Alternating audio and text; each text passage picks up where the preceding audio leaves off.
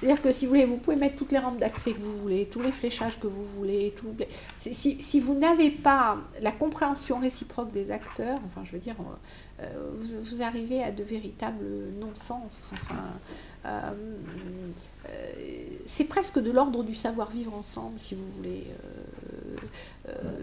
J'ai rencontré notamment des dirigeants d'entreprise qui m'expliquaient avec beaucoup d'inquiétude que bien sûr c'était très important d'employer des personnes handicapées, mais que chez eux ça allait être très difficile compte tenu des métiers que l'on pouvait trouver dans leur organisation. Je me suis souvent demandé ce que c'était pour eux qu'une personne handicapée. Je me suis demandé quel était le portrait robot de la personne handicapée qu'ils avaient intériorisé pour me dire que chez eux il n'y avait pas de possibilité d'emploi. Tout est souvent lié à des représentations stéréotypées, frileuses.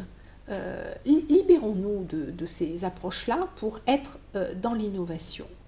Et là, on arrive à inciter des gens qui peuvent être un peu inquiets, légitimement, hein, de ce qu'est la personne handicapée. Parfois, c'est la peur de mal faire qui crée cette inquiétude, et ça me semble être une bonne chose. Mais libérons des énergies, parce qu'au bout du compte, il ne s'agit pas simplement de rendre un service à la personne handicapée, il s'agit de rendre un service à la société tout entière, et si je puis dire, de se rendre un service à soi-même.